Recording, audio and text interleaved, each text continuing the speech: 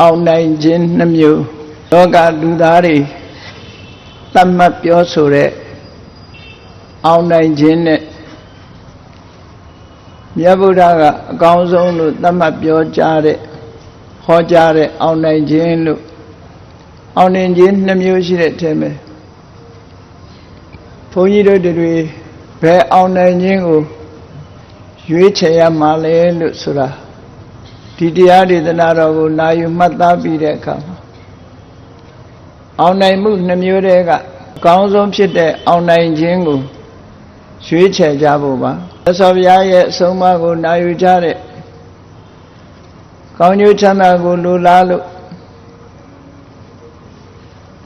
ဓမ္မအသိဉာဏ်တွေရရှိကြတဲ့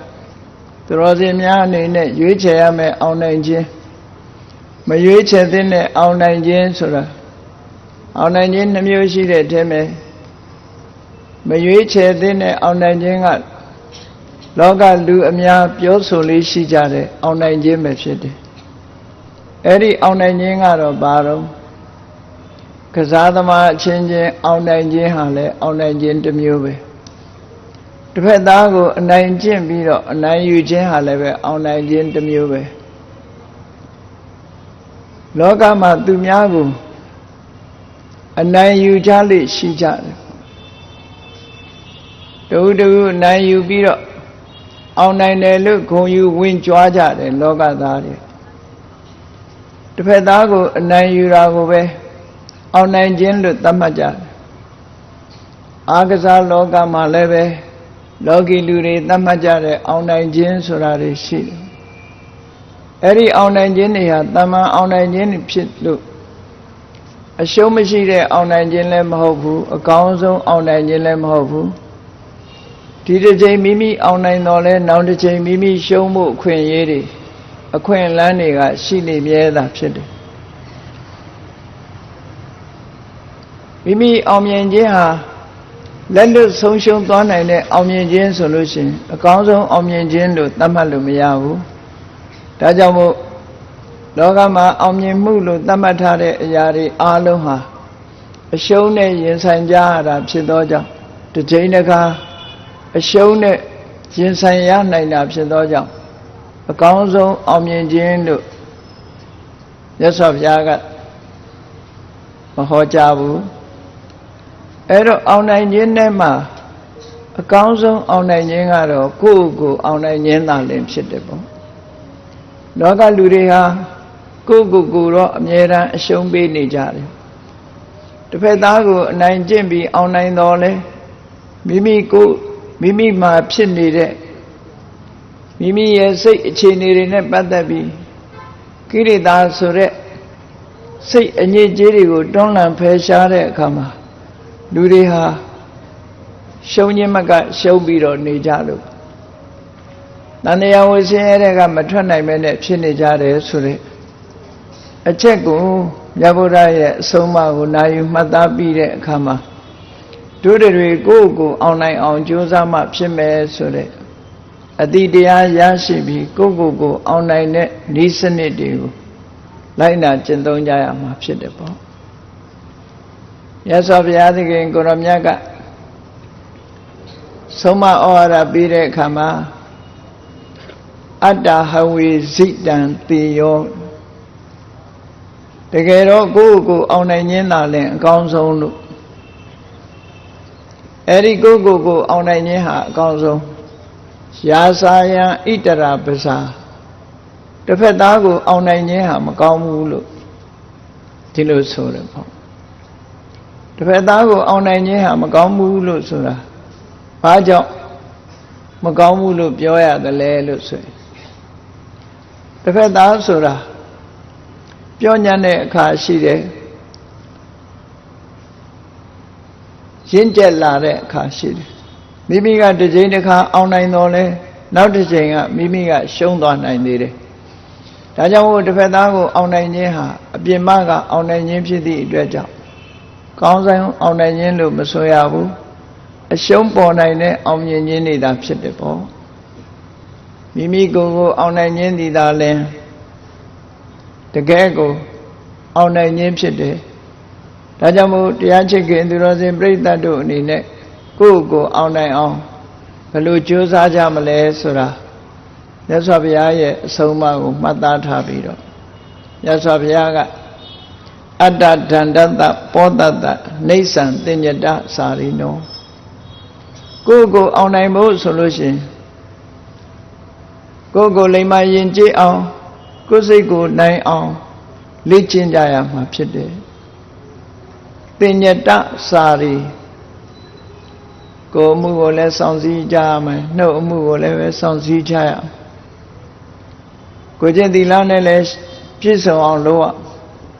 အဲ့ဒီလိုကိုအောင်နိုင်ဖို့အတွက်ကြတော့ကိုဆုံးမဖို့လိုအပ်တယ်ပေါ့လောကလူတွေဟာသူတစ်ပါးကိုဆုံးမဖို့လွယ်သလောက်ကိုဆုံးမဖို့ကြတော့ခက်ခဲနေကြသူတစ်ပါးကိုဆုံးမနိုင်လို့ရှိရင်သူတစ်ပါးအကျိုးဖြစ်တော်လဲပဲကိုမဆုံးမနိုင်ဘူးဆိုလို့ရှိရင်မိမိမှာဘဝတန်တရားခရီးရှည်လျားပြီးတော့ဆင်းရဲဒုက္ခတွေနဲ့ကြုံတွေ့နိုင်တယ်ပေါ့ဒါကြောင့်မို့အတ္တဒန္တကိုလိမ္မာရင်ကြည့်အောင်ဆုံးမနိုင်ရမယ်အတ္တာဟိကိရဒုဋ္ဌမောကိုဆိုတာဆုံးမဖို့အလွန်ခက်တယ်သူတစ်ပါးကိုဘလောက်ပဲဆုံးမလို့လွယ်သူတစ်ပါးကိုဆုံးမဖို့ဘလောက်ပဲလွယ်ကိုဆုံးမဖို့ကြတော့အလွန်ကိုခက်ခဲတယ်လို့လူတွေမှာဒီလိုအနေထားရှိတယ်ကိုဆုံးမလို့အနိုင်ရသွားပြီကိုအနိုင်ရသွားပြီကိုစိတ်ကိုနိုင်သွားပြီဆိုတဲ့အခါမှာဒီအောင်နိုင်မှုကိုဖြောင်းပြန်ပြန်ဖြစ်အောင်အရှုံးဖြစ်အောင်လူတွေမပြောနဲ့နတ်တွေလည်းမလုံနိုင်ဘူးတဲ့နတ်တွေလည်းမဲ့ခန္ဓာဘနတ်ဆိုတဲ့နတ်တွေလည်းမလုံနိုင်ဘူးမနတ်ကြီးကလည်းမစွမ်းဆောင်နိုင်ဘူးပြမာတွေကလည်းမစွမ်းဆောင်နိုင်ဘူးကိုအောင်ထားတဲ့ကိုအောင်နိုင်ထားတဲ့အောင်နိုင်မှုကိုပြန်ပြီးတော့အရှုံးဖြစ်အောင်ဘယ်သူမှမလုံနိုင်လို့ထာဝရအောင်မြင်ခြင်းအကောင်းဆုံးအောင်မြင်ခြင်းဖြစ်တယ်လို့မြတ်စွာဘုရားကဒီလိုဟောကြားဆုံးမတော်မူတာဖြစ်တယ်ပေါ့အောင်မြင်ခြင်းနဲ့ပတ်သက်ပြီးတော့အခုဒီဒေသနာတော်မှာတစ်ဖက်သားကိုအောင်မြင်ခြင်းနဲ့မိမိကိုအောင်မြင်ခြင်းနှမျိုးလို့ဒီလိုခွဲခြားပြီးတော့ဟောပြောတော်လည်းပဲနောက်ဒေသနာတော်တစ်ပုဒ်ကြတော့ဘယ်လိုပြောသလဲဆိုနတ္တံစိတံသာဓုစိတံယံစိတံအဝစီယတိအောင်နိုင်ခြင်းနှမျိုးမှာပြန်လီရှုံးအောင်လုပ်လို့ရတဲ့အောင်နိုင်ခြင်းဟာအကောင်းဆုံးအောင်နိုင်ခြင်းမဖြစ်ဘူးတဲ့ဘယ်တော့မှဖြောင်းပြန်ဖြစ်အောင်လုပ်လို့မရတဲ့အောင်နိုင်ခြင်းသည်သာလေအကောင်းဆုံးအောင်နိုင်ခြင်းလို့ဒီလိုမြတ်စွာဘုရားဟောအဲ့တော့တစ်ဖက်သားအောင်နိုင်ခြင်းဟာလည်းပဲပြန်ပြီးတော့အရှုံးနဲ့ကြုံနိုင်တယ်မိမိအောင်နိုင်တယ်လို့ဆိုတဲ့အရာဟာပြောင်းပြန်ဖြစ်သွားနိုင်တယ်အောင်နိုင်မှုမျိုးတွေဟာလည်းပဲကောင်းတဲ့အောင်နိုင်မှုမျိုးမဖြစ်ဘူးတဲ့ဒါကြောင့်မို့ကိုအောင်ဖို့ဟာအရေးကြီးတယ်လို့ဒီလိုဆိုဒါကြောင့်မို့ကိုအောင်နိုင်ဖို့အတွက်ဘာတွေလုပ်မလဲကိုစဉ်းစားကြည့်ကိုအောင်နိုင်မှုရှိရဲ့လားကိုစိတ်တိုင်းကြဆုံးမနိုင်ကြရဲ့လားဆိုတာအလေးနဲ့ထားပြီးဆင်ញင်သုံးသပ်ကြည့်တဲ့အခါမှာအဖြေဆိုတာပေါ်လာမှာဖြစ်တယ်ကိုအောင်နိုင်တယ်ဆိုတာတခြားမဟုတ်ဘူးကိုစိတ်ကလေးပေါ်မှာအောင်နိုင်တာကိုဆိုလိုတယ်ကိုစိတ်ဆိုတဲ့နေရာမှာလည်းပဲစိတ်ထဲမှာဖြစ်ပေါ်နေတဲ့အဆိုးတရားတွေကိုအောင်နိုင်မှုကိုဆိုလိုတယ်မိမိရဲ့စိတ်ထဲမှာဖြစ်ပေါ်နေတဲ့အညစ်အကြေးတွေ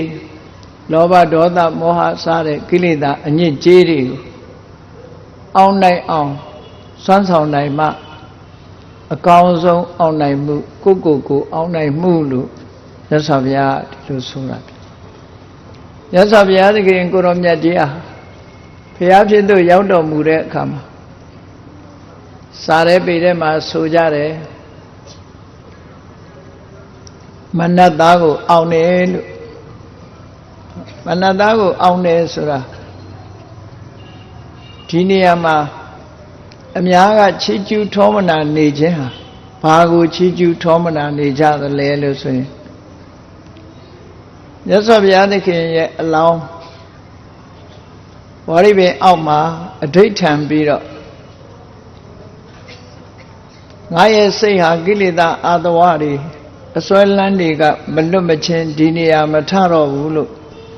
အဋိဋ္ဌံပြီးတော့ထိုင်လိုက်တဲ့တင်မလင်ခွေဒိဋ္ဌံပြီးတော့ထိုင်တာကိလေသာမနိုင်သမျှဒီနေရာကမထတော့ဘူးလို့အဋိဋ္ဌံပြီးတော့တရားဓမ္မကျင့်ကြံကြိုးကိုအားထုတ်တယ်အဲ့ဒီလိုကျင့်ကြံကြိုးကိုအားထုတ်နေတဲ့အခါမှာလာရောက်နှောက်ယှက်တဲ့မနတ်သားကအတမလေးလေးဆူညံစွာနဲ့မထထအောင်အမျိုးစုံချင်းချောက်ပြီးလှုပ်တဲ့အခါမြတ်စွာဘုရားသခင်ရဲ့အလောင်းတော်ကမြေကြီးကိုလက်ညှိုးညွှန်ပြီးတော့ထိုမြေကြီးရဲ့တုန်ဟီးမှုကြောင့်မြတ်စွာဘုရားဟာမနတ်သားကိုကြံ့ကြံ့ခံပြီးတော့မိမိရဲ့အဋိဋ္ဌာန်တိုင်းထိုင်ရာကမထဘဲနဲ့အောင်နိုင်တယ်အောင်လိုက်နိုင်တယ်အဲ့ဒါကိုအကြောင်းပြုပြီးတော့ထုလို့ကိုးကွယ်ကြတဲ့ရုပ်ပွားတော်တွေကိုမာရာရိစေယရုပ်ပွားတော်လို့မြန်မာပြည်မှာလက်တော်တစ်ဖက်ကိုပက်လက်လှန်ပြီးတော့လက်တော်တစ်ဖက်ကိုလက်ရပဲလက်တော်ကိုမြေကြီးဘက်ကိုညွန်ပြနေတဲ့ပုံစံမျိုးမှောက်ထားတဲ့လက်နဲ့မြေကြီးကိုညွန်ပြနေတဲ့ရုပ်ပွားတော်ကိုဘူမိဖတ်တမုဒ္ဒရာလို့လဲဆိုတယ်မာရာရိစေယရုပ်ပွားတော်မနတ်သားကိုအောင်လိုက်နိုင်တယ်လို့အောင်ခြင်း၈ပါးထဲမှာလည်းပဲမနတ်သားအောင်တာကိုပဲဥစားပေးပြီးတော့ဖော်ပြလေးရှိကြတယ်အဲ့ဒီအောင်မြင်မှုဟာကြီးမားသောအောင်မြင်မှုမဟုတ်ဘူးလားလို့ဆိုဟုတ်တယ်မြတ်စွာဘုရားကမနတ်ကိုအောင်တာဟာနော်အခုဒေသနာတော်နဲ့ညှိကြည့်မယ်ဆိုလို့ရှိရင်တစ်ဖက်သားကိုအောင်နိုင်ခြင်းသာဖြစ်တယ်တကယ်မြတ်စွာဘုရားရဲ့ကြီးမားသောအောင်မြင်မှုဟာအဲ့ဒါမဟုတ်ဘူးမြတ်စွာဘုရားရဲ့ကြီးမားသောအောင်မြင်မှုကကိုရောမြတ်ရဲ့တဏ္ဍမှာတဏ္ဍရာကပါလာတဲ့လောဘတွေဒေါသတွေမောဟတွေကိလေသာအညစ်အကြေးတွေကိုအောင်လိုက်ခြင်းသည်သာလျှင်တကယ်အောင်မြင်ခြင်းလို့ဒီလိုဆိုပါဒါကြောင့်မို့မင်္ဂ၅ပါးကိုအောင်တယ်လို့ဆိုတဲ့အထက်မှာမင်္ဂ၅ပါးလို့ဆိုတဲ့အထက်မှာကိုယ့်ကိုအောင်တာတွေကိုယ့်ကိုအောင်တယ်လို့ပြောရမယ့်ဟာက၄ခုမနတ်သားကိုအောင်တယ်ဆိုတာတစ်ဖက်သားကိုအောင်တာဖြစ်တယ်ပေါ့မင်္ဂ၅ပါးလို့ဆိုတာဒေဝဗုဒ္ဓမံလို့ဆိုတဲ့မနတ်သားရဲ့နှောက်ယှက်မှုတွေကိုနိုင်ရလိုက်တယ်ဒါကပြင်ပယံတစ်ခုကိုကိုအောင်တယ်လို့ပြောရမှာဆိုရင်ကိလေသာမံဘဝတန်တရားကပါလာတဲ့လောဘတွေဒေါသတွေမောဟတွေမာနတွေဆိုတဲ့ကိလေသာစိတ်ရဲ့အညစ်အကြေးတွေကိုအောင်လိုက်နိုင်တာကိလေသာမံကိုအောင်နိုင်တယ်ကိလေသာမံကိုအောင်လိုက်ခြင်းအပြင်အဘိသင်္ခါရမံလို့ဆိုတဲ့ဘဝတန်တရားတဘဝပြီးတဘဝကံကြမ္မာပုံရိပ်တွေကိုဖော်ထုတ်နေတဲ့တန်တရားခရီးထဲမှာဆင်းရဲဒုက္ခတွေမျိုးမျိုးကြုံအောင်လှုပ်ဆောင်နေတဲ့ကံတရားတွေဒါတွေကိုလည်းအောင်လိုက်တယ်လို့ဆိုအဲ့ဒီကံတရားတွေကဖန်တီးထားသည့်အတွက်ကြောင့်ရလာတဲ့ဒုက္ခလို့သတ်မှတ်ဖော်ပြတဲ့ခန္ဓာဆိုတာကိုလည်းအောင်လိုက်တယ်နောက်ထပ်ဒီခန္ဓာမျိုးတွေမဖြစ်တော့ဘူးအနိုင်ရလိုက်ခြင်းပဲဖြစ်တယ်ခန္ဓာရလာတဲ့ပုဂ္ဂိုလ်တိုင်းဟာထိုခန္ဓာရဲ့နောက်ဆုံးအချိန်ယိုယွင်းပျက်စီးခြင်းလို့ဆိုရက်သေဆုံးရခြင်းဆိုရက်မစ္စုသေဆုံးရခြင်းဆိုရက်မာရသူအသက်ကိုအဆုံးသတ်ခြင်းဆိုရက်မာရကိုလည်းအောင်မြင်လိုက်တယ်လို့ဆိုတော့မြတ်စွာဘုရားအနေနဲ့ဒေဝဗုဒ္ဓမံကိုအောင်တာကသူတစ်ပါးကိုအောင်မြင်ခြင်းဖြစ်တယ်ကိလေသာမံအဘိသင်္ခါရမံခန္ဓာမံမစ္စုမံတို့ကိုအောင်လိုက်ခြင်းကကိုယ့်ကိုအောင်လိုက်ခြင်းပဲဖြစ်တယ်လို့ ဒီလိုဆိုရမှာဖြစ်တယ်အဲ့တော့ဒီထဲမှာအောင်မြင်မှုအဓိကအောင်မြင်မှုကဘာလဲလို့မေးလို့ရှိရင်ကိလေသာမှန်အောင်မြင်ခြင်းကသာလေအဓိကကြတယ်ဒါကြောင့်မို့မြတ်စွာဘုရားသခင်ကိုရောမြတ်ရဲ့ဇိနဆိုတဲ့ဂုဏ်တော်ကိုထုတ်ဖော်တဲ့အခါမှာမန်၅ပါးကိုအောင်တော်မူသောမြတ်စွာဘုရားလို့ဓမ္မနိုင်ငံမှာလည်းပဲမန်အောင်ဘုရားတို့ဆိုတာတွေစေတီပထိုးတွေတည်ထားပြီးတော့ကိုးကွယ်ကြတယ်မန်ကိုအောင်မြင်တယ်မာရကဒေဝဗုဒ္ဓမာရကိလေသာမာရအဘိသင်္ခါရမာရခန္ဓာမာရမစ္စုမာရလို့မာရဆိုတဲ့စကားလုံးနဲ့ကြည့်ပြီးမန်လို့ရေးတာဟိုမာနနဲ့ကြတော့နတ်တက်ပြီးတော့ရေးတော့လည်းပဲမာရနဲ့ပတ်သက်ကြတော့ရာဂောက်တက်ပြီးတော့ရေးရတယ်ပေါ့ဒီလိုဆိုတာအဲ့တော့မန်၅ပါးကိုအောင်တယ်လို့ဆိုတဲ့အခါမှာရာဂောက်နဲ့မာရဆိုတဲ့အဓိပ္ပာယ်နဲ့မန်၅ပါးကိုအောင်တယ်အဲ့ဒီမန်၅ပါးကိုအောင်တဲ့မြတ်စွာဘုရားရဲ့အဓိကအောင်မြင်ချက်ဟာကိလေသာမန်ကိုအောင်မြင်ခြင်းဖြစ်တယ်ကိလေသာမန်ကိုအောင်လိုက်တာနဲ့တပြိုင်နက်အဘိသင်္ခါရမန်ဆိုတဲ့ကံတွေကိုလည်းအောင်လိုက်တယ်ကိလေသာနဲ့ကံကိုအောင်မြင်ခြင်းအဖြစ်ထိုကိလေသာကံတို့ကထုတ်လုပ်တဲ့ခန္ဓာဆိုတာလည်းမရှိတော့တဲ့အတွက်ကြောင့်ခန္ဓာမန်ဆိုတာလည်းအောင်မြင်လိုက်တယ်အဲ့ဒီခန္ဓာမန်အောင်မြင်လိုက်သည့်အတွက်ကြောင့်မစ္စုမန်လို့ဆိုတဲ့ဒီသေဆုံးရခြင်းဆိုတဲ့သေမင်းဆိုတဲ့မစ္စုမာရကိုလည်းအောင်မြင်လိုက်တယ်လို့ဒီအဓိပ္ပာယ်ကိုယူပြီးတော့မန်၅ပါးကိုအောင်မြင်တယ်လို့သို့တော့အောင်ခြင်း၈ပါးထဲမှာအမွှန်းတင်ပြီးတော့ပြောတဲ့အခါကျတော့မနတကိုအောင်တာကိုသာအဓိကအမွှန်းတင်ပြောတာမနတကိုအောင်တာကအဓိကမကြဘူးကိလေသာကိုအောင်လိုက်တာသာအဓိကကြတယ်ပေါ့အဲ့ဒီကိလေသာအောင်တာကိုအကြောင်းပြုပြီးတော့မြတ်စွာဘုရားသခင်ကိုရောမြတ်ကဥဒန်းကျူတဲ့အခါမှာအလုံးဘုရားဘာသာဝင်သူတော်စင်တွေမိမိတို့နေအိမ်မှာပဲဖြစ်စေရက်ွက်မှာဖြစ်စေဓမ္မယုံနေမှာဖြစ်စေရုပ်ဘွားတော်အသစ်ပင့်တင်ပြီးကိုးကွယ်တဲ့အခါမှာတန်ဃာတော်တွေပင့်ပြီးတော့အနေကစားတင်တယ်ဆိုတာလောက်ကြတယ်လေအဲဒီလိုအနေကစားတင်ပွဲတွေလုပ်တဲ့အခါမှာ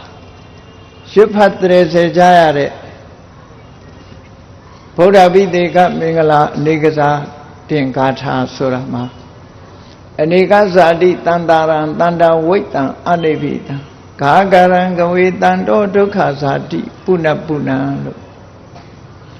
တန်တရားထဲမှာထပ်တလဲလဲမွေးဖွားနေရတာဟာဒုက္ခပဲမှန်တာပေါ့ဘုန်းကြီးတို့တွေဒီတဘွားတည်းမွေးဖွားရတာမဟုတ်ဘူးကိုယ့်ကိုပြန်စဉ်းစားကြည့်ဒီဘဝမရောက်ခင်ကသေးလာခဲ့ပြီအခုဒီဘဝရောက်လာပြီရောက်လာတဲ့အခါအသက်အရွယ်ကတဖြည်းဖြည်းကြီးလာပြီးတော့ဘယ်ကိုသွားနေတာတော့ဆိုသေဆုံးခြင်းစီကိုသွားနေတာပဲဖြစ်တယ်ပေါ့အားလုံးဒီနေ့ကျတော့သေဆုံးရမယ်ဆိုတာလူတိုင်းဟာသိရှိနေကြဟိုဘဝတုန်းကလည်းဒီလိုပဲသေးလာခဲ့ပြီးတော့မွေးပြန်တယ်မွေးပြီးတဲ့အခါတခါအိုခြင်းနာခြင်းဖြင့်သေဆုံးခြင်းဘက်ကိုသွားနေကြပြန်တယ်နောက်ဘဝရောက်လို့ရှိရင်လည်းအိုခြင်းနာခြင်းဖြင့်သေဆုံးခြင်းဘက်ကိုသွားနေကြအောင်ပါပဲအဲ့ဒီလိုခဏခဏမွေးခြင်းဟာခဏခဏသေရခြင်းရဲ့အကြောင်းတွေဖြစ်လို့ဒုက္ခဇာတိပုဏ္ဏပုဏ္ဏဖန်တလဲလဲမွေးဖွားလာရတာဒါလူဘဝမှာဖြစ်တယ်ဆိုရင်ဒုက္ခတွေတော်သက်တာတရိစ္ဆာန်ဘဝရောက်ရင်ဒီတွေပြင်းထန်တဲ့ဒုက္ခတွေခံရတယ်ပြိတ္တာဘဝရောက်ရင်ဒီတဲ့ပြင်းထန်တဲ့ဒုက္ခတွေခံရတယ်ငရဲကြသွားမယ်ဆိုရင်ဒီတဲ့ပြင်းထန်တဲ့ဒုက္ခတွေခံရလူဘဝဒုက္ခကမတန်သက်တာနတ်ဖြစ်ရင်လည်းသိခြင်းမလွတ်ဘူးဗြဟ္မာဖြစ်ရင်လည်းသိဆုံးရခြင်းကမလွတ်ဘူး30ဘုံမှာအသေးလွတ်တဲ့နေရာဆိုတာမရှိဘူးမရှိသည့်အတွက်ကြောင့်ဒုက္ခဇာတိပုဏ္ဏပုဏ္ဏပုဏ္ဏပုဏ္ဏဇာတိအဖန်ပန်သရဝါတူအနေနဲ့မွေးဖွားနေရခြင်းဟာဒုက္ခဆင်းရဲတယ်အဲ့ဒါဖျားလောင်းနေကြတော့အလေးနဲ့ထားပြီးတော့ဆင်ញင်စဉ်းစားတာ ဘုန်းကြီးတို့တွေကဒါကိုအလေးနဲ့ထားပြီးစဉ်းရင်စဉ်းစားရကောင်းမှမသိကြဘူး။အော်ငါမွေးပြီးတော့တေးရအောင်မှာပဲနောက်ဘဝကျတော့လည်းမွေးအောင်မှာပဲနောက်ဘဝကျလည်းတေးရအောင်မှာပဲဆိုတာမျိုးအလေးနဲ့ထားစဉ်းစားမှုမရှိသည့်အတွက်ကြောင့်မျက်ကန်းတစ်စီမကြောက်ဆိုတာရလာတဲ့ဘဝလေးမှာရစ်မှုပြီးတော့မေးလျော့နေချာရသော်ဘုရားကဘုရားဖြစ်သူရောက်တဲ့အခါမှာအခုလိုမွေးပြီးတော့ချိန်ချိန်ထပ်ထပ်မွေးပြီးတော့နေရတာဟာအမြဲတမ်းဒုက္ခများတယ်ဒါကြောင့်မို့တန်တရားထဲမှာဒီဇာတိဆိုတဲ့တရားကိုဘာနဲ့ကြိုးစားအထုတ်ပြီးတော့ရပ်ပြရမယ်ဇာတိတရားကိုရပ်ဆိုင်မှုရနီလန်းတွေကိုရှာတာရှာရင်နဲ့ဘဝပေါင်းမြောင်များစွာတန်တရားထဲမှာကျင်လည်ပြီးတော့ရှာမတွေ့ခဲ့ဘူးအခုနောက်ဆုံးဘဝရောက်တဲ့အခါကျတော့ဇာတိကိုရပ်ဆိုင်အောင်လုပ်တဲ့ဤစနစ်ကိုရရှိလိုက်တယ်ပေါ့ဘောဓိပင်အောက်မှာသဗ္ဗညုတဉာဏ်တော်ကြီးကိုရလိုက်တဲ့အခါမှာဒီမွေးနေတာဟာဘာကြောင့်မွေးနေရတယ်ဆိုတာကိုအဖြေရှာလို့ရသွားတယ်အဲဒါကြောင့်မို့ကဟကာရကဒိဋ္ဌောတိပုဏ္ဏခေဟနကဟတိငါရဲ့ခန္ဓာအိမ်ကိုတဘွားပြီးတဘွားဆောင်းလုပ်နေတဲ့လက်သမားနော်ဆောင်းလုပ်သူအိမ်ကိုခန္ဓာအိမ်ကြီးကိုဆောင်းနေတဲ့ပုဂ္ဂိုလ်တွေ့ပြီလို့ဒီလိုဆိုတာပေါ့ပုဏ္ဏခေဟနကတိသူ့ကိုဖယ်ရှားလိုက်လို့ရှိရင်နောက်ထပ်ခန္ဓာအိမ်ဆိုတာမဆောင်နိုင်တော့ဘူးဘုန်းကြီးတို့တွေရထားတဲ့ခန္ဓာကိုယ်ကြီးဟာအိမ်နဲ့အမြဲတမ်းတူတယ်သေချာစဉ်းစားကြည့်လိုက်လို့ရှိရင်ကြည့်လူရဲ့ခန္ဓာကိုယ်တိဆောက်ထားပုံကြည့်ရင်အဋ္ဌိနံနဂရံကတံမန္တလောဟိတဒေပနံဆိုပြီးတော့မြတ်စွာဘုရားဟောထားတာရှိတယ်ယထစရာစမစ္ဆုစမာနောမခောစဩဟိတောခန္ဓာကိုယ်ကြီးကိုကိုယ်တည်တည်ချာချာစိတ်စိတ်ဆက်ဆက်ကြည့်မယ်ဆိုရင်အယိုးတွေနဲ့အမာခံထားပြီးတော့အယိုးနဲ့ပုံဖော်ထားတာဖြစ်တယ်အဲ့ဒီအယိုးနဲ့ခန္ဓာကိုယ်ကြီးကိုတိဆောက်ထားပြီးတော့အပေါ်ကအသားတွေအရည်တွေရေပါးတွေနဲ့အပေါ်ကအုပ်ထားလိုက်တာအိမ်ဆောက်တဲ့အခါမှာတိုင်တွေထုတ်တွေရောက်တွေဒိုင်းတွေမြားတွေဆိုတာတွေအရင်တင်ပြီးတော့အပြင်ဘက်ကနေပြီးတော့ဖုံးအုံလိုက်တဲ့အခါမှာအိမ်လှလှလေးဖြစ်လာတယ်လို့လူခန္ဓာကိုယ်မှာလည်းပဲကြည့်အယိုးတွေနဲ့တိဆောက်ထားတာအဲ့ဒီအယိုးတွေကိုအသားတွေနဲ့အကြောတွေနဲ့တွဲထားပြီးအရွတ်တွေနဲ့ဖုံးအသားတွေနဲ့ဖုံးအရေပါးနဲ့အုပ်ထားလိုက်တဲ့အခါကျတော့လူဟာချောတယ်လှတယ်ပုံစံမျိုးနဲ့ဖြစ်လာလူခန္ဓာအိမ်ကြီးဟာအဲ့ဒီလိုပုံစံနဲ့ဆောက်လုပ်ထားတဲ့လူခန္ဓာအိမ်ကြီးကိုအဲ့ဒီအိမ်ကြီးထဲမှာဘာတွေထည့်ထားတုံးလို့ဆိုယထစရာစမစ္ဆုစဩရတဲ့သဘောတရားတွေသေရတဲ့သဘောတရားတွေအဲ့ဒီအိမ်ထဲမှာရှိမာနောမခောစဩဟိတောငါလို့ဆိုပြီးကိုယ့်ကိုယ်ထင်ရှိနေတယ်အဲ့ဒီငါလုံနိုင်တယ်ဆိုတဲ့ကိုယ့်ကိုယ်ထင်ရှိနေတဲ့မာနတွေမက္ခလို့ဆိုတဲ့ခြေဆုကန့်တတ်တဲ့သဘောတရားတွေကိလေသာတွေအလုံးလူရဲ့တဏ္ဍမှာရှိနေတာဖြစ်သောကြောင့်မကောင်းတာတွေမှန်သမျှထိသွင်းထားတဲ့ခန္ဓာအိမ်ကြီးလို့ဒီလိုအဓိပ္ပာယ်ရတယ်ပေါ့အယုပရိတာအင်္ဂေဟာလူရိုးစုတွေကိုအယိုးစုတွေစကလတန်လို့ခေါ်တဲ့အယိုးစုတွေကိုတွေ့ဘူးကြလိုက်အဲ့ဒါလို့လူရဲ့ခန္ဓာဟာဖရိန်ကအယိုးတွေနဲ့လှုပ်ထားတယ်အဲ့ဒါလို့တိဆောက်ထားတဲ့ဒီအယိုးပရိတာအင်္ဂေဟာကြီးကိုဘယ်သူကလှုပ်နေတာတုံးလို့ဆိုတဏှာဆိုတဲ့အရာကလှုပ်တယ်တဏှာကလိုချင်နေသည့်အတွက်ကြောင့်လိုချင်တော့လှုပ်တယ်လှုပ်တာကံတွေဖြစ်လာတယ်အဲ့ဒီကံတွေကနေပြီးတော့ဖြစ်ပေါ်လာစေတယ်ဒါကြောင့်မို့လို့လိုချင်မှုကိုလက်တဲ့အနေနဲ့မြတ်စွာဘုရားက ခါကာရကဒိဋ္ဌောတိပုဏ္ဏဂေဟနာကဟတိဆိုတပ္ပတိဖာတုကဘဲကသူ့ရဲ့အပေါင်းအသင်းရောင်းရင်းနေအိမ်ရဲ့ဆောက်လုပ်ရေးပစ္စည်းတွေအကုန်လုံးဖြိုချဖျက်ဆီးပြလိုက်ဝိသင်္ခါရကတံစိတ်တံတဏနံခယမစ္စကရသော်ဘုရားဟာဒီဘဝတန်တရားမှာထပ်တလဲလဲဘဝတစ်ခုကိုထုတ်လုပ်နေတဲ့တဏှာဆိုတဲ့တရားကုံဆုံးသွားပြီတဏှာကိုကုံအောင်လုပ်နိုင်တဲ့အရတ္တမေဉာဏ်ဆိုတာကိုရရှိလိုက်ခြင်းပဲဖြစ်တယ်ပေါ့အဲ့ဒီရတ္တမေဉာဏ်ကိုရလိုက်တာကိုတဏှာနံခယမစ္စကတဏှာတွေကိုကုံစီတတ်တဲ့အရတ္တမေဉာဏ်ကိုငါရလိုက်ပြီလို့ဆိုတာဟာကိလေသာမံကိုအောင်နိုင်လိုက်ခြင်းပဲဖြစ်တယ်တဏှာဆိုတာကိလေသာကိုခေါ်တယ်အဝိဇ္ဇာတဏှာဥဆောင်ပြီးတော့ကံတရားတွေရဲ့စီမံဖန်တီးမှုဖြင့်ဘဝတစ်ခုဟာရှိလာဒါမို့တဏှာကိုဓမ္မစကြာတရားတော်မှာယာယံတဏှာပောနုဘဝိကာပောနုဘဝိကာဆိုတာပုဏ္ဏဘဝအတိတ်ဘဝအတိတ်ဖြစ်စေတဲ့တဏှာလို့ဒီလိုဆိုလိုက်ဘဝကိုတွေ့တာတဲ့ဘဝတဏှာကိုအကြောင်းပြုပြီးတော့ကံတရားတွေလုပ်တဲ့အခါဒီလိုဖြစ်တယ်အဲဒါကြောင့်မို့လို့အကြောင်းကျိုးတွေကိုဆက်ဆက်ဖော်ပြတဲ့အခါမှာကိလေသာဝကာမဝဝိပါကဝလို့ဝသုံးပါအဲ့တော့ဝသုံးပါဆိုတာစာရဲပေတဲ့ရှိတာပြောတာမဟုတ်ဘူးကိုယ်ခန္ဓာကိုယ်ရဲ့ကိုမြင်အောင်ကြည့်လိုက်အကြမ်းမြင်ပြောမယ်ဆိုလို့ရှိရင်လိုချင်တယ်လိုချင်တာဟာကိလေသာဝလိုချင်တော့ဘာဖြစ်လဲလှုပ်တယ်လှုပ်တာကကာမဝလှုပ်သည့်အတွက်ကြောင့်ရလာတယ်ရတာကဝိပါကဝဟောဘုန်းကြီးတို့တွေရဲ့ဘဝကိုသေချာစဉ်းစားကြည့်လိုက်မယ်ဆိုရင်လိုချင်တယ်ဆိုတာလာတယ်လိုချင်တာလာတော့လှုပ်တယ်ဆိုတာလာတယ်လှုပ်တယ်ဆိုတဲ့အခါမှာရတယ်ဆိုတာလာရောအဲ့ဒါကြောင့်မို့လိုချင်တယ်လှုပ်တယ်ရတယ်အဲ့ဒါကိုဝတ်သုံးပါးလို့ခေါ်တယ်ကိလေသာဝကာမဝဝိပါကဝလိုချင်တယ်လိုချင်လို့လှုပ်တယ်လှုပ်တော့ရတယ်ရတော့လိုချင်ပြန်တယ်လိုချင်ပြန်လို့လှုပ်ပြန်တယ်လှုပ်ပြန်တော့ရပြန်တယ်ဒီလိုပဲတန်တရားထဲမှာတဝဲလေလေခံစားပြီးတော့နေရပရိစ္ဆသမုပ္ပါမှာမြတ်စွာဘုရားရှင်းလင်းဟောကြားခဲ့တဲ့ဝတ္တုံမှာ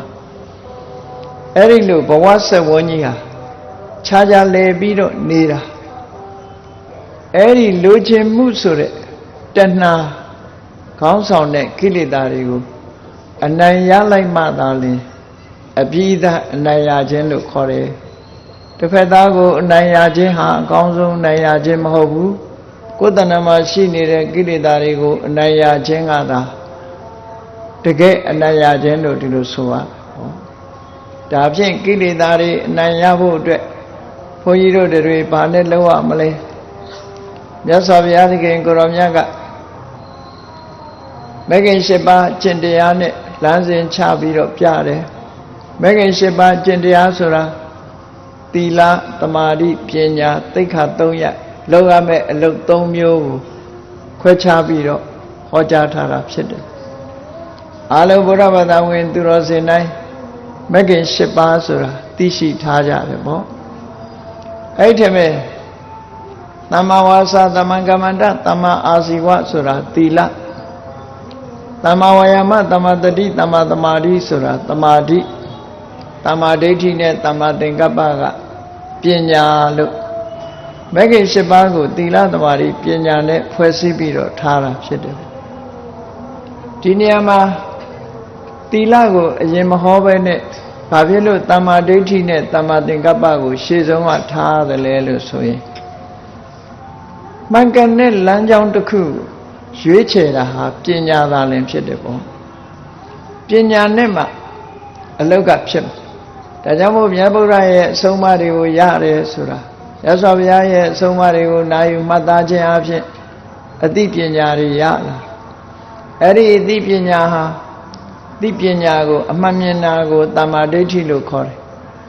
အဲ့ဒီအမှန်မြင်တဲ့အခါမှာအမှန်တွေးတတ်တယ်သို့မဟုတ်အမှန်တွေးမှအမှန်မြင်တယ်ပေါ့အမှန်တိုင်းမြင်အမှန်တွေးတတ်လားအမှန်တွေးတတ်လာလို့ရှိရင်လည်းအမှန်မြင်လားတွေးတာမှားနေတယ်ဆိုလို့ရှိရင်အမြင်ကလည်းမှားနေသေးတယ်ဒါကြောင့်မို့တမ္မာဒိဋ္ဌိနဲ့တမ္မာသင်္ကပ္ပဆိုတာအမှန်မြင်မှုဆိုတာဟာဘယ်သူရှိမှအမှန်မြင်နိုင်တာတော့ဆိုရင်အမှန်တွေးတတ်မှာအေးဟုတ်ပြီအမှန်တွေးပြီးတော့လောကလူတွေဟာတွေးတောပြီးတော့ဘာလုပ်ကြလဲပြောဆိုကြတာပဲလေစကားပြောတော့မယ်ဆိုအရင်တွေးတယ်မဟုတ်လားအမှန်တွေးပြီးမှအမှန်ပြောတာဖြစ်တယ်ဒါကြောင့်မို့တမ္မာသင်္ကပ္ပပြီးတော့တမ္မာဝါစာဆိုတာကိုဟောတယ်အမှန်ပြောတယ်ပြောပြီးရင်လှုပ်တာဖြစ်သောကြောင့်တမ္မာကမ္မန္တအမှန်ပြုလုပ်ခြင်းအေးအပြောနဲ့အလုပ်ဟာလူဘဝမှာအသက်မွေးဝမ်းကြောင်းဖြစ်သောကြောင့်တမ္မာအာဇီဝအသက်မွေးဝမ်းကြောင်းလုပ်တဲ့အခါမှာပြင်းရည်နေလို့မရဘူးလို့တမ္မာဝါယာမကြိုးစားအားထုတ်မှုကြိုးစားအားထုတ်တဲ့အခါမှာတတိဆိုတာရှိရမှာဖြစ်သောကြောင့်တမ္မာတတိစိတ်တည်ငြိမ်မှုဟာအတိတရားအတွက်များစွာအထောက်အကူဖြစ်တာဖြစ်သောကြောင့်တမ္မာသမာဓိတပတ်လည်လိုက်တဲ့အခါကျတော့သမာဓိရှိမှပညာဆိုတာဖြစ်သောကြောင့်တမ္မာဒိဋ္ဌိလို့အဲ့ဒါလို့မဂ္ဂင်၈ပါးလမ်းစဉ်ချမှတ်ထားတာကိုကပညာကဥဆောင်ပြီးတော့ထားပေးတာဖြစ်တယ်ပေါ့ပညာနဲ့ဥဆောင်ပြီးအလုံးလုံးမှကိလေသာဆိုတာဖယ်ရှားနိုင်တယ်ဒါမှမဟုတ်ကျင့်စဉ်အနေနဲ့ပြောတဲ့အခါသီလပရိဘာဝီတောသမာဓိမဟာဖလောမာနိတံသောတဲ့ရှေးဥစွာဘုန်းကြီးတို့တွေကိုအောင်နိုင်ဖို့အတွက်ဘယ်ကစမလဲဆိုရင်သီလကပဲစရမှာဖြစ်တယ်ကိုချင်းသီလနဲ့ပြေဝအောင်ကြင်ကြံကြိုးကိုအထောက်အောင်ကိုချင်းသီလဆိုတာဘယ်လိုဟာခေါ်တာတုံးလို့အချင်းချုပ်ပြောမယ်ဆိုရင်အပြောဆိုကိုစီကံချက်ထားခြင်းစီကံအတိုင်းပြောဆိုခြင်းပြုလုပ်မှုကိုစီကံအတိုင်းပြုလုပ်ခြင်းပေါ့ကာယကံနဲ့ဝစီကံကိုစီနဲ့ကံနဲ့ပြောဆိုခြင်းစီနဲ့ကံနဲ့ပြုလုပ်ခြင်းဒါကိုအပိုင်းအခြားကိုသီလလို့ခေါ်တယ်တနည်းအားဖြင့်ပြောမယ်ဆိုရင်သီလံသမာဒါနံကာယကံမှုနဲ့ဝစီကံမှုကိုစနစ်တကျထားတာနော်စနစ်တကျထားတယ်ဆိုပါစို့ဝစီကံနဲ့ပတ်သက်ပြီးတော့ကိုချင်းသီလဆိုတာတခြားမဟုတ်ဘူးမိမိပြောချင်တာတွေကိုမပြောဘဲနဲ့စီကံချက်သတ်မှတ်လိုက်တယ်မှန်တာကိုသာပြောမယ်လိမ်မပြောဘူးမှန်တာကိုသာပြောမယ်ဒါတခုနော်ကိုစီကံလောက်ရမှာနှုတ်နဲ့ပတ်သက်ပြီးစီကံလောက်ရမှာပြောမယ်ဆိုရင်မှန်တာကိုသာပြောမယ်လိမ်မပြောဘူးဒါတခုအေးတစ်ဖက်သားတွေတုံးနဲ့တူမုန်းတီးသွားအောင်မပြောဘူးချစ်ခင်သွားအောင်သာပြောမယ်တစ်ဖက်သားနာမချမ်းသာအောင်ရိုင်းပြတဲ့စကားမျိုးကိုမပြောဘူးယဉ်ကျေးလိမ္မာစွာသာပြောမယ်တစ်ဖက်သားအကျိုးမဲ့သွားအောင်တရားလက်လွတ်စကားတွေကိုမပြောဘူးအကျိုးရှိရာရှိချောင်းတရားစကားမျိုးသာပြောမယ်လို့ဒါနှုတ်ကိုစိတ်ကံထားတယ်လို့ခေါ်အလုံးကြားနေကြစကားနဲ့ပြောမယ်ဆိုရင်ဝုသဝါဒပိတုနာဝါစာပရုသဝါစာသမ္မပလပဆိုတာကိုရှောင်ရှားပြီးတော့သစ္စာဝါစာမှန်တာကိုသာပြောဆိုခြင်းအပိတုနာဝါစာခုံးလိုက်စကားကိုမပြောခြင်းနော်တဏ္ဏဝါစာနုညံ့သိမ်မွေ့ယဉ်ကျေးစွာပြောခြင်းနဲ့မန္တဘာသာအသိပညာဖြင့်ပြောခြင်းလို့ဆိုတယ်ဝစီသူစရိုက်၄ပါးကိုလိုက်နာကျင့်သုံးခြင်းဟာဒါသီလပဲနော်သီလဆိုတာနောက်တစ်ခုကကာယကံထိမ့်သိမ်းဆောက်ရှောက်တယ်လို့ဆိုတာကိုယ်လက်နဲ့ကိုယ့်ရဲ့လှုပ်ရှားမှုနဲ့မြည်သူမှအသက်မသေးစေရဘူးအလုံးပေါ်မှာအကျဉ်းတရားထားတယ်မေတ္တာထားဟောဒါကတစ်ခု မိမိရဲ့လှုပ်ဆောင်ချက်ကြောင့်တစ်ဖက်သားတွေစီးပွားဥစ္စာပျက်စီးမသွားဘူးပစ္စည်းဥစ္စာတွေဆုံးရှုံးမသွားဘူးရိုးသားဖြောင့်မတ်စွာနေထိုင်တယ်ဒါကတခုမိမိကြောင့်တစ်ဖက်သားတွေဂုဏ်သိက္ခာကင်းမဲ့သွားမှုမဖြစ်စေရဘူးနော်ကိုချင်းတရားကောင်းမွန်စွာနေတယ်ဟောကြည့်နေပါဏာတိပါဒအာရိဏဒါနာကာမေတုမိစ္ဆာစတာဟောတာကရှောင်လိုက်တာသီလပဲပေါ့အဲ့တော့သမ္မာဝါစာသမ္မာကမ္မန္တဆိုတာဒါကိုပြောတာအဲ့ဒီသမ္မာဝါစာသမ္မာကမ္မန္တကိုသီလအဲ့ဒီသီလနဲ့အသက်မွေးတာကိုကြတော့သမ္မာအာဇီဝလို့ခေါ်တယ်ပေါ့သက်မွေးမှုဝမ်းကြောင်းဟာလိန်ညာပြီးတော့သက်မွေးတာမဖြစ်စေရဘူးတူနဲ့တူမတက်အောင်ဂုံးတိုက်ပြီးတော့သက်မွေးဝမ်းကြောင်းပြုတာမဖြစ်စေရဘူးဆဲရည်တိုင်းထွာပြီးအသက်မွေးဝမ်းကြောင်းပြုတာမဖြစ်စေရဘူးမဟုတ်တန်တရားတွေပြောပြီးတော့အသက်မွေးတာမျိုးမဖြစ်စေရဘူးသူများအသက်တပ်ပြီးတော့အသက်မွေးတာမျိုးမဖြစ်စေရဘူးသူများဥစ္စာတွေခိုးပြီးတော့အသက်မွေးတာမျိုးမဖြစ်စေရဘူးသူတော်ဘာသားမယားစော်ကားလို့ဂုဏ်သိက္ခာကျဆင်းအောင်လုပ်ပြီးအသက်မွေးတာမျိုးမဖြစ်စေရဘူးလို့ပေါင်းလိုက်တဲ့အခါကျတော့ဒါဟာသမ္မာအာဇီဝဆိုဟောတာကိုချင်းသီလပိုင်းကပြည့်စုံသွားအဲ့ဒီကိုချင်းသီလကိုယ့်ကိုအောင်နိုင်ဖို့အတွက်ပထမဆုံးဘာကိုအောင်နိုင်ရမှာလဲလို့ဆိုကိုလက်နှလုံးလောက်သာရှိတဲ့ကိုယ်ပါဇက်လေးကိုကိုအနိုင်ယူလိုက်တာပေါ့ကိုယ်ပါဇက်ကိုကိုအနိုင်ယူလိုက်တယ်ပါဇက်ရှိလို့ပြောချင်တာတွေမပြောဘူးစီကံတကြပြောတယ်ဆိုကိုကိုနိုင်ယူခြင်းပဲအဲ့လိုမဟုတ်ဘဲနဲ့မဟုတ်တန်တရားတွေရှောက်ပြောနေမယ်ဆိုလို့ရှိရင်ကိုကိုမနိုင်တာပဲပေါ့အဲ့တော့ကိုချင်းသီလနဲ့ကိုယ့်ရဲ့ဝစီကံကိုအနိုင်ယူလိုက်တယ်ကိုယ့်ရဲ့ကာယကံကိုလည်းအနိုင်ယူလိုက်တယ်အဲ့ဒီလိုကိုကိုနိုင်ခြင်းဟာဒါပထမအဆင့်ပဲလို့ဒီလိုဆိုကိုချင်းသီလနဲ့ကိုနိုင်အောင်ကြိုးစားတာဒါနဲ့တင်လုံလောက်လားဆိုမလုံလောက်သေးဘူးအချိန်မရွေးဖောက်ပြက်သွားနိုင်သေးတယ်စိတ်မချရသေးဘူးလုပ်ငန်းကမပြီးသေးဘူးအစာလေးပဲရှိသေးတယ်လို့ဒီလိုဆိုဒါကြောင့်မို့ကိုအောင်နိုင်ဖို့အတွက်ကြိုးစားအထောက်တဲ့အခါမှာကိုချင်းသီလကစတင်လိုက်တာနောက်တနည်းနဲ့ပြောမယ်ဆိုရင်ကိလေသာဟာအဆင့်3ဆင့်ရှိတယ်လို့မှတ်ကိုယ်တဏ္ဍာမှာဖြစ်လာတဲ့ကိလေသာဟာအဆင့်3ဆင့်ရှိတယ်ကိလေသာကိုတိုက်ဖို့အတွက်အဆင့်3ဆင့်ဆိုဒီမှာအနုတယလို့ခေါ်တဲ့ရှင်တဲ့နှလုံးထဲမှာကိန်းနေတဲ့ကိလေသာခုခေတ်စကားနဲ့ပြောလို့ရှိရင် positive ဖြစ်နေတယ်လို့ဆိုလို့နော်သွေးထဲမှာယောဂပိုးရှိနေ HIV ပိုးရှိတယ်ဆို HIV positive လို့ပြောတာစီပိုးဘီပိုးကိုယ်သွေးထဲမှာရှိရင်စီပိုးဘီပိုး positive လို့ပြောတာ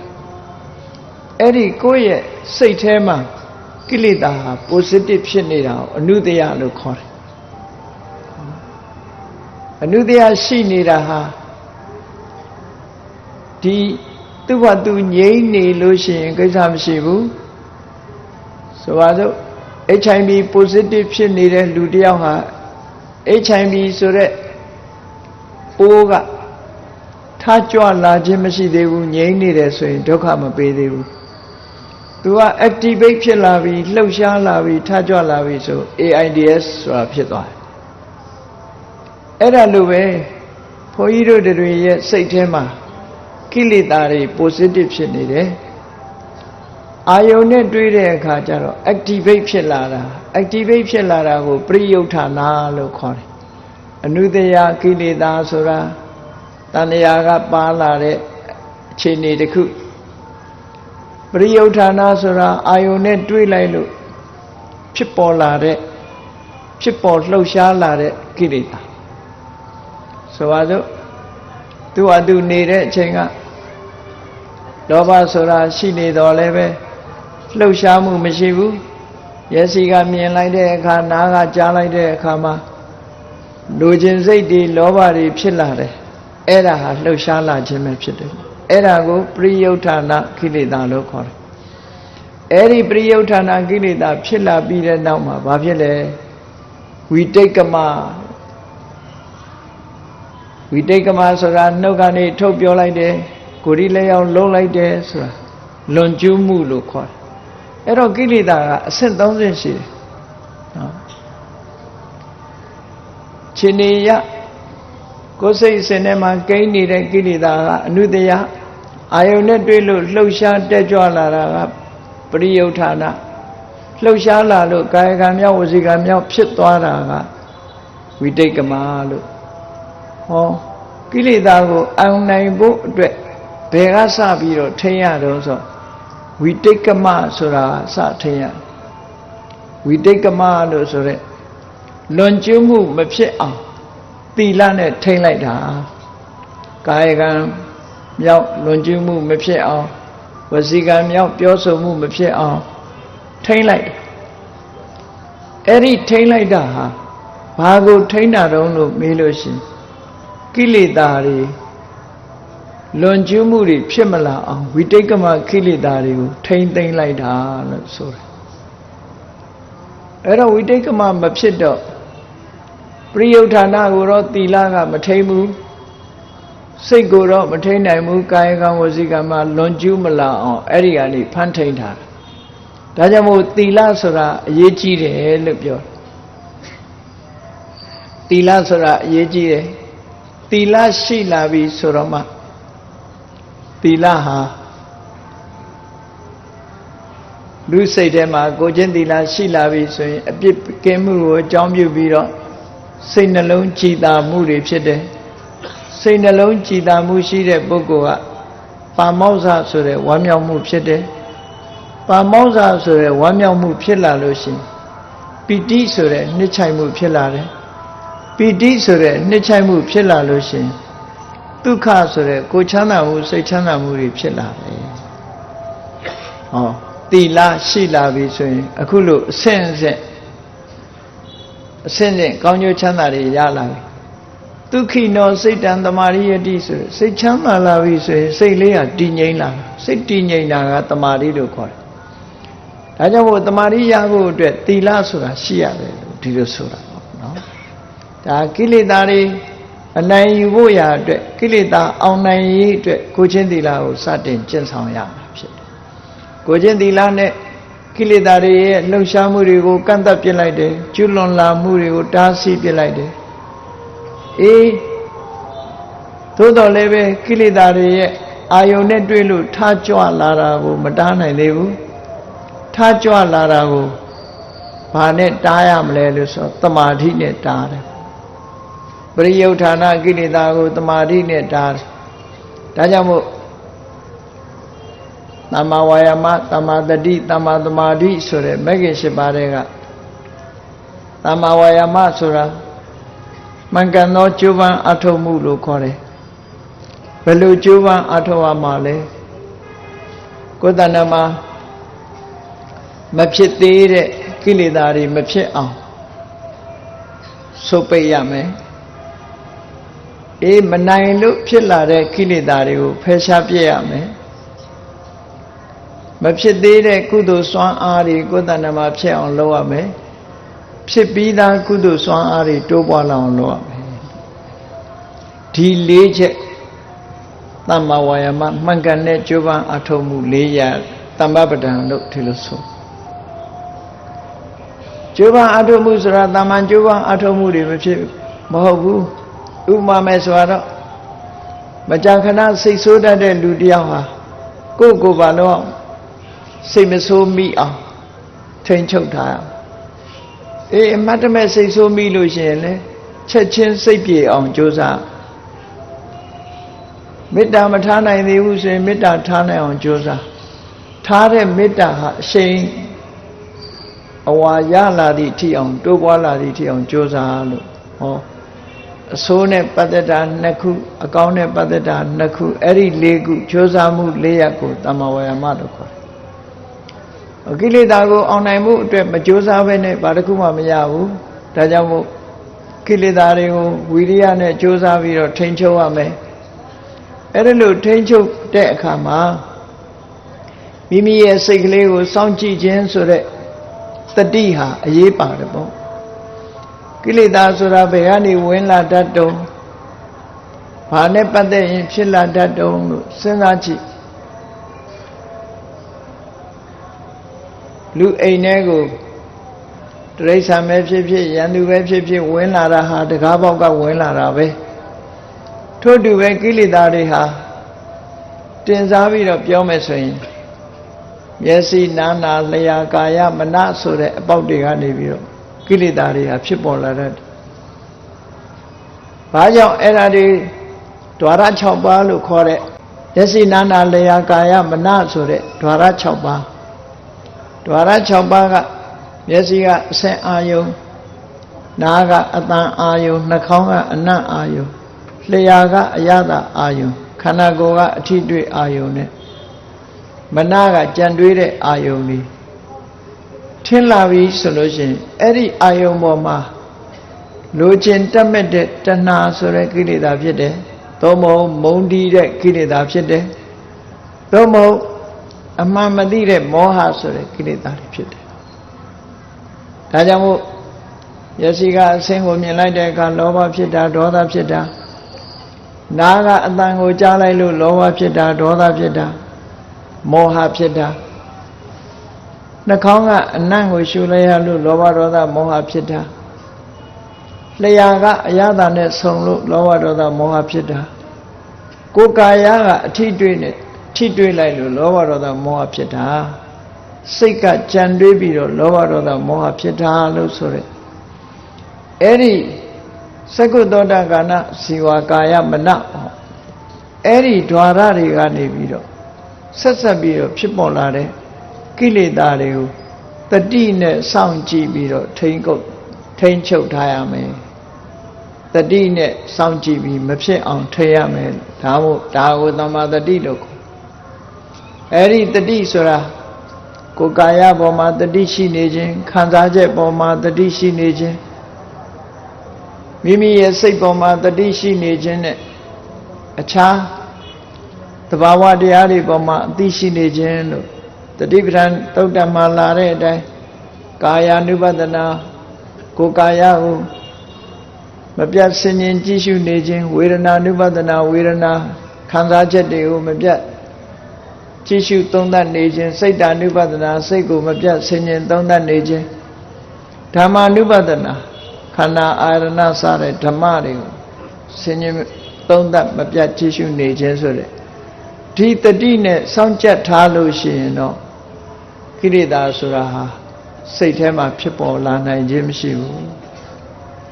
ဖြစ်ပေါ်လာလို့ရှိရင်လည်းပယ်ရှားလို့ရတတိတကားလုံအောင်ပိတ်ထားလိုက်လို့ရှိရင်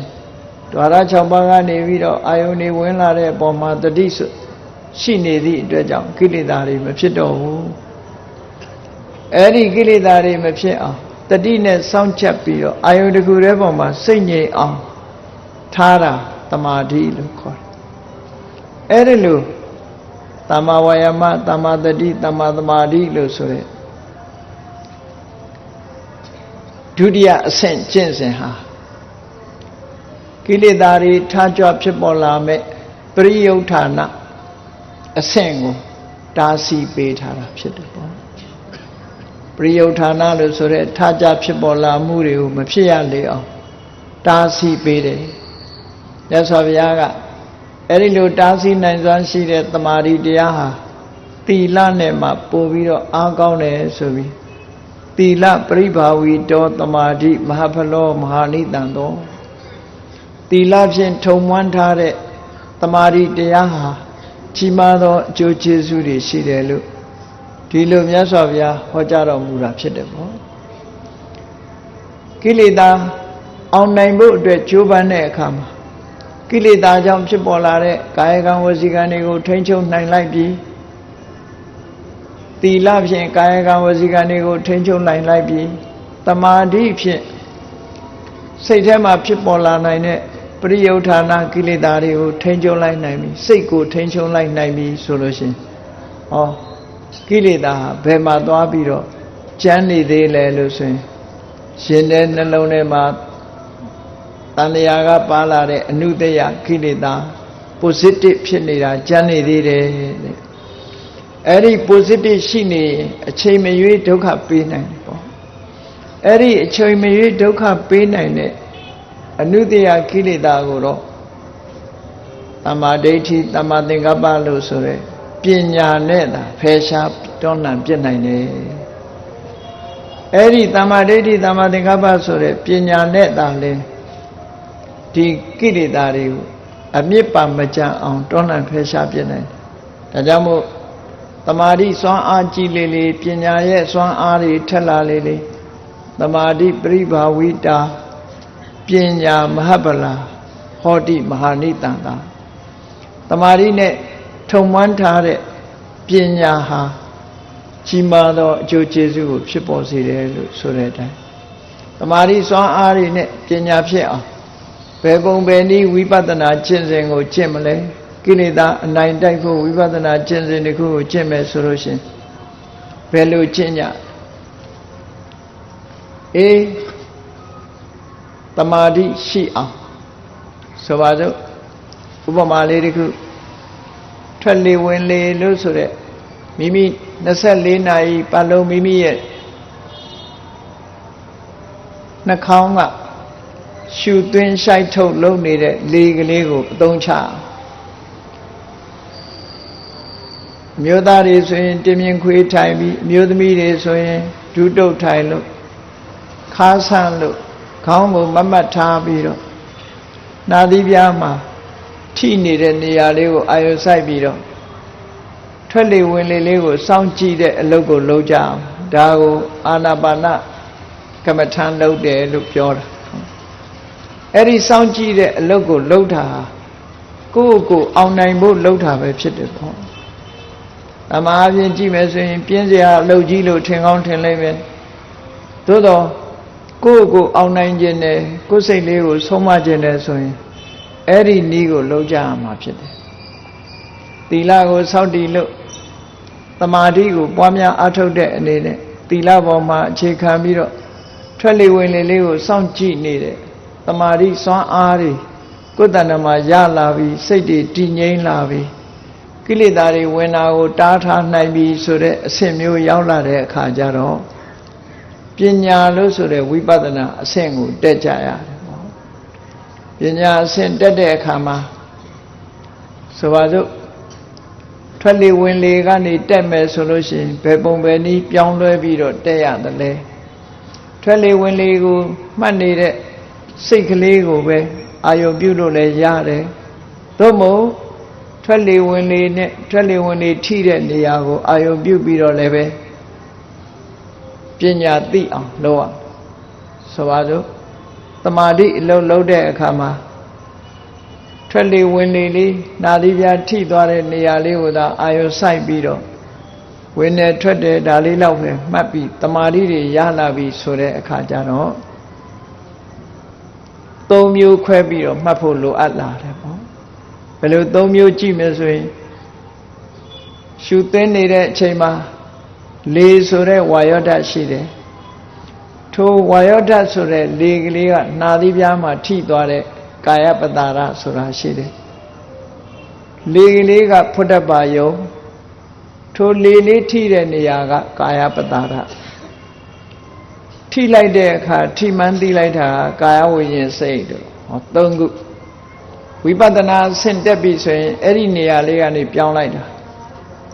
ဒါကိုမြတ်စွာဘုရားကကာယင်္စပဋိစ္စ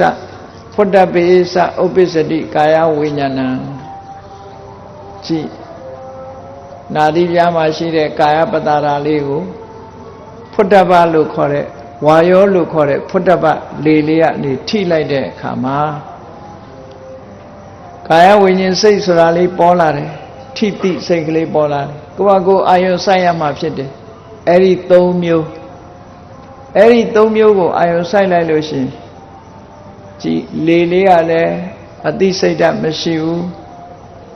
လေလေးထိတဲ့ကာယပတာရကလည်းအသိစိတ်ဓာတ်မရှိဘူးအာယုံကိုဖမ်းယူနိုင်စွာအာယုံကိုသိတဲ့သဘောတရားသူတို့မှမရှိဘူးဒါကြောင့်မို့သူတို့ကယုတ်တရားထိမှန်းသိလိုက်တာလေးကကာယဝိညာဉ်စိတ်ကလေးကသာနန္တရားလို့ဟော ဝါယောဖုဒ္ဓဘရဲ့ကာယပတာရရဲ့ဒီနှစ်ခုကယုတ်တရားထိလို့သိလိုက်တဲ့ကာယဝိညာဉ်စိတ်ကလေးကနန္တရားလို့ဒီလိုသေးသေးချာချာကွဲကွဲပြားပြားသိသွားတာဟာပညာလို့ခေါ်တယ်အာယုံစိုက်ပြီးတော့ကြည့်လိုက်တဲ့အခါမှာကွဲကွဲပြားပြားနဲ့သိသွားတယ်ရုပ်နဲ့နာနှစ်ခုကိုရှုနေတဲ့အခိုက်ကလေးမှာဖုဒ္ဓဘာဆိုတဲ့အာယုံရဲ့ကာယပတာရဆိုတဲ့ဝတ္ထုရဲ့အာယုံဝတ္ထုဒီနှစ်ခုသည်သိတတ်တဲ့သဘာဝမရှိဖောက်ပြန်တတ်တဲ့သဘာဝများသာရှိသောကြောင့်ယုတ်တရားထိုနှစ်ခုထိခြင်းကြောင့်ဖြစ်ပေါ်လာတဲ့စိတ်ကလေးကသာလဲနန္တရားလို့ဟောဒီလိုယုတ်နဲ့နံကိုမှန်မှန်ကန်ကန်သိလာအဲ့ဒီလိုယုတ်နဲ့နံမှန်မှန်ကန်ကန်သိလာနာမရူပနာယာထာဝဓတ္တနံဒိဋ္ဌိဝိသုဒ္ဓိနာမရူပနာနံနဲ့ယုတ်တို့ကိုယာထာဝဓတ္တနံအရှိတိုင်းအမှန်တိုင်းမြင်တာဟာဒိဋ္ဌိဝိသုဒ္ဓိနာမဒိဋ္ဌိဝိသုဒ္ဓိမှားတဲ့အမြင်ကိုစင်ကြယ်စေနိုင်တဲ့အသိဉာဏ်ပဲလို့ဒီလိုဆိုထားတာနော်အေးကိလေသာကိုအောင်နိုင်မှုဆိုတဲ့အခါဒီကျင့်စဉ်တိုင်းသွားတဆင်ချင်းတက်လာတဆင်ချင်းတက်လာတဲ့အခါမှာယုတ်နဲ့နံကိုသိသွားငကိုယ်တော့မသိခင်ကငါရှူနေတယ်နော်ငါလေငါနှာခေါင်းစသဖြင့်ဒီလိုဆွဲမှတ်နေတော့လည်းပဲသေးသေးချာချာရှုမှတ်ပွားများလိုက်တဲ့အခါကျတော့ဒီထဲမှာငါဆိုတာလည်းမရှိတော့ဘူးဝါယောဖုဒ္ဓဘလေးနဲ့ကာယပတာရထိုကာယပတာရနဲ့ဝါယောဖုဒ္ဓဘပေါင်းစုံသွားခြင်းကြောင့်သိလာတဲ့ကာယဝိညာဉ်စိတ်ကလေးများတာဆိုတာဟောထင်ထင်ရှားရှားသိသွားအဲ့ဒီလိုယုံနဲ့နာနဲ့ကွဲသွားတာကိုပဲနာမရူပပရိစ္ဆေရဉာဏ်ယုံနဲ့နာနှစ်ခုကိုခွဲခွဲခြားခြားသိစွမ်းနိုင်တဲ့ဝိပဿနာအခြေခံပညာတစ်မျိုးကိုရရှိလာခြင်းပဲဖြစ်တယ်အဲ့ဒါကိုရင့်တန်လာအောင်ဆက်လက်ပြီးတော့ကြိုးစားအားထုတ်ရတယ်မြတ်စွာဘုရားကအဲ့ဒီလိုရှိမှတ်ဖို့ရာတွေကိုရှင်းပြတဲ့အခါမှာကာယင်္စပတိစ္ဆဖုဒ္ဓဘေသဥပ္ပစ္စတိကာယဝိညာဏံတိဏံသင်္ကတိဖတ်သောဖတ်တပစ္စယဝေဒနာပစ္စယတဏှာလို့ဒီလိုပရိစ္ဆေသမုပ္ပါဒ်နဲ့ဆက်ပြီးတော့မြတ်စွာဘုရားဟောကြားထားတာဖြစ်တယ်ပေါ့ကိလေသာတွေကိုအောင်နိုင်ဖို့အတွက်ဒီအခြေခံကနေစပြီးတော့အခုလိုအသိပညာနဲ့သိရှိလိုက်မယ်ဆိုလို့ရှိရင်ဒီနာမရူပပရိစ္ဆေရဉာဏ်ဒိဋ္ဌိဝိသုဒ္ဓိဆိုတဲ့ငါလို့ငကိုယ်တော်ကထင်းနေတဲ့မှားယွင်းတဲ့အမြင်ငါဟာလို့မှားယွင်းစွာထင်းနေတဲ့အမြင်တွေဟာရှင်းလင်းသွားတဲ့အသိဉာဏ်ရှင်းလင်းစေတတ်တဲ့အသိဉာဏ်စင်ကြယ်သွားစေတတ်တဲ့အသိဉာဏ်တစ်ခုကိုရလိုက်တော့ငါဆိုတာလည်းမရှိဘူးငါဟာဆိုတာလည်းမရှိဘူးရုပ်နဲ့နာနဲ့နှမျိုးသာရှိတယ်လို့ဒီလိုသိရှိလာခြင်းဟာနာမရူပပရိစ္ဆေရဉာဏ်ကိုရရှိလာလို့တဏှာကကိုတတ္တဝါလို့အမျိုးသားအမျိုးသမီးတတ္တဝါစသဖြင့်ဒီလိုထင်မှတ်နေတဲ့မှားယွင်းတဲ့အမြင်ကြီးတစ်ခုဟာတန်ရှင်းစင်ကြယ်ပြီးမှားယွင်းတဲ့အမြင်တစ်ခုကိုတွန်းလှန်ဖယ်ရှားသွားနိုင်တယ်လို့ဒီလိုဆိုတော့အဲ့ဒီလိုတွန်းလှန်ဖယ်ရှားသွားနိုင်ခြင်းဟာတမ္မာဒိဋ္ဌိနဲ့တမ္မာသင်္ကပ္ပအသိဉာဏ်တစ်ခုဖြစ်ပေါ်လာခြင်းများဖြစ်တယ်အဲ့ဒီအသိဉာဏ်ဖြစ်ပေါ်လာပြီးတဲ့အခါမှာစဉ်းစားဆင်ခြင်ရမှာကနောက်တစ်ခုဆက်ပြီးတော့အသိဉာဏ်တစ်ခုဝင်လာတာဘာလို့ဆိုရင်အေးထိတိဆိုတဲ့စိတ်ကလေးဟာထွက်လေဝင်လေကနာသီးပြားကိုထိခြင်းကြောင့်ထိတိစိတ်ဟာပေါ်တာထွက်လေဝင်လေနဲ့နာသီးပြားမဆုံခင်ကထိတိစိတ်ဆိုတာမရှိဘူးဒါကြောင့်မို့ထွက်လေဝင်လေနဲ့နာသီးပြားတိုက်လာလို့တိုက်လာတဲ့အခါမှာထိတိစိတ်ဆိုတာပေါ်လာတယ်ထိတိစိတ်ရဲ့အကြောင်းကိုပါသိလာပြီဆိုလို့ရှိရင်တော့ပစ္စယပရိက္ခဟလို့ခေါ်တယ်ဒီအကြောင်းကြောင့်ဖြစ်လာတာအေးကာယဝိညာဉ်ဆိုတဲ့စိတ်ဖြစ်လာလို့ရှိရင်အာယုန်နဲ့စုံစည်းခြင်းဆိုတဲ့ဖတ်တာဖြစ်တယ်ဖတ်တာဖြစ်လာလို့ရှိရင်ခံစားမှုဆိုတဲ့ဝေဒနာဖြစ်တယ်ဝေဒနာဆိုဒီမှာအသက်ရှူလို့ကောင်းတယ်မကောင်းဘူးဆိုတဲ့ခံစားမှုလေးတွေပါလာတယ် အဲ့ဒီပါလာတဲ့အခါမှာရှူလို့ရှိုက်လို့ကောင်းတယ်ဆိုတဲ့အခါမှာတွေ့တာမှုဆိုတာတဏှာဖြစ်လာတယ်အဲ့ဒီလိုချင်မှုတွေ့တာမှုတဏှာရင့်တန်လာတဲ့အခါကျတော့ဆွဲလန်းမှုဆိုတဲ့ဥပါဒံဖြစ်လာတယ်အဲ့ဒီလိုပရိစ္ဆသမုပ္ပါဒ်မှာအခုလိုအကြောင်းတွေဟာတစ်ခုနဲ့တစ်ခုဆက်ဆက်ပြီးတော့အကျိုးတရားတွေဖြစ်ပေါ်လာအဲ့ဒီအကြောင်းနဲ့အကျိုးကိုပါတွဲဖက်ပြီးတော့သိလာလို့ရှိရင်ပစ္စယပရိက္ခဉာဏ်လို့ခေါ်တယ်အဲ့ဒီပစ္စယပရိက္ခဉာဏ်ကနေရလာတာနဲ့တပြိုင်နက်တန်တရားမှာတခြားလုံးတန်တရားဖြစ်နေတဲ့အခုလိုဖြစ်ပေါ်နေတဲ့အကြောင်းတရားတွေကိုမသိလို့ဘုရားသခင်ဖန်ဆင်းလို့ဖြစ်တယ်လို့အကြောင်းမဲ့ဖြစ်တယ်လို့နဲ့တန်တရားမှာမှားယွင်းတဲ့အကြောင်းတရားတွေကိုရှားပေတွေးဆနေတဲ့မှားယွင်းတဲ့အမြင်တစ်ခုကိုကျော်လွှားလိုက်နိုင်တယ်အဲ့ဒါကိုကင်္ခာဝိတရဏဝိသုဒ္ဓိလို့ခေါ်ဒီဉာဏ်တစ်ခုဟာဘုရားဘာသာအစစ်ဖြစ်ဖို့အတွက်နာမရူပပရိစ္ဆေဒဉာဏ်နဲ့ပစ္စယပရိက္ခဉာဏ်ဆိုတာဟာအင်တာမအရေးကြီးတယ်လို့ဒါရင်လမ်းဆုံးပြီလားဆိုမဆုံးသေးဘူးအဲ့ဒီကနေဆက်ပြီးတော့ဝိပဿနာဉာဏ်အစဉ်စဉ်တက်ပြီးတော့မမြဲတဲ့သဘောတွေဆင်းရဲတဲ့သဘောတွေကိုမပိုင်တဲ့သဘောတွေနဲ့ကိလေသာတွေကိုအနိုင်ရအောင်ဝိပဿနာဉာဏ်အစဉ်စဉ်နဲ့သွားတဲ့အခါကျတော့မှနောက်ဆုံးဟာအနုတ္တယအနေနဲ့ရှိနေတဲ့ကိလေသာတွေဟာအရတ္တမဲ့ဆိုတဲ့ဝိပဿနာဉာဏ်ကနေပြီးတော့တိုးတက်ပြီးတော့ရရှိလာတဲ့အရတ္တမဲ့ဆိုတဲ့အသိဉာဏ်ရလိုက်တာနဲ့တပြိုင်နက်ဒီကိလေသာတွေဟာအလုံးပြည့်စည်သွားပြီစိတ်အစဉ်မှာလုံးဝကိလေသာပျောက်ကွယ်ပြီးတော့သွားတယ် positive ကနေ negative ဖြစ်သွားတယ်အဲ့ဒါကြောင့်မို့မြတ်စွာဘုရားသမာဓိပရိဘာဝိတာပညာမဟာဗလာမာနိတန္တာပညာပရိဘာဝိတံစိတ်တံသမ္မတေဝဝိမု ssati အာတဝေဟိပညာနဲ့လွှမ်းမိုးပညာနဲ့ထုံမွမ်းထားလိုက်တဲ့စိတ်လေးကမှကိလေသာအာတဝတွေကလုံးဝလွတ်မြောက်နိုင်တယ်လို့မြတ်စွာဘုရားကဟောတာဖြစ်တယ်အဲ့ဒီလိုပညာဆိုတဲ့ဝိပဿနာပညာနဲ့တိုးတက်လာလို့ဝိပဿနာဉာဏ်ရင့်တန်လာလို့မဲ့ပညာရပြီဆိုလိုက်တာနဲ့တပြိုင်နက်စိတ်ထဲမှာရှိတဲ့ကိလေသာအညစ်အကြေးတွေအလုံးဟာချုပ်ဆုံးသွားပြီးနောက်ထပ်လည်းပြန်ဖြစ်နိုင်ခြင်းမရှိတော့ဘူးကိလေသာအာသဝတွေလုံးဝလွတ်ပြီးတော့စိတ်ဓာတ်ဖြူစင်ပြီးတော့ကြန့်ခိုင်လာတယ်ရင်ရိုင်လှုပ်ရှားခြင်းကင်းတဲ့စိတ်ဓာတ်လွတ်မြောက်လာတဲ့စိတ်ဓာတ်ကိုရရှိလာအဲ့ဒီလိုလွတ်မြောက်တဲ့စိတ်ဓာတ်ကိုရရှိလာသည့်အခါကျတော့မှကိုအောင်နိုင်ခြင်းဆိုတာဟာအပြည့်တတ်တာဖြစ်တယ်ပေါ့တရားချက်ခင်သူတော်စင်ပြိဿအပေါင်းတို့ကိုအောင်နိုင်ဖို့ဆိုတာအခုလိုအစဉ်စဉ်ကြိုးစားအထောက်မှကိုအောင်နိုင်တာသူများကိုအနိုင်ရဖို့ဆိုတာအလွန်လွယ်ကူတယ်ကိုအောင်နိုင်မှုကအလွန်ခက်ခဲတယ်ဒါကြောင့်မို့အောင်နိုင်ခြင်းနှမျိုးထဲမှာကိုအောင်နိုင်ခြင်းသာလဲဘယ်တော့မှအရှုံးမရှိတဲ့အောင်နိုင်ခြင်းဖြစ်သောကြောင့်တို့တွေဟာကိုအောင်နိုင်အောင်ကြိုးစားအထောက်မှသာလဲတဏှာကိုဆင်းရဲကလွတ်ကင်းရာနိဗ္ဗာန်ချမ်းသာကိုမျက်မှောက်ပြုနိုင်ကြမှာဖြစ်တယ်လို့ကိုယ်စီသဘောကျပြီးကိုအောင်နိုင်ဖို့အတွက်သီလသမာဓိပညာဝိပဿနာကျင့်စဉ်ကိုကျင့်ကြံကြိုးကုပ်အားထုတ်နိုင်ကြပါစေကုန်သတည်း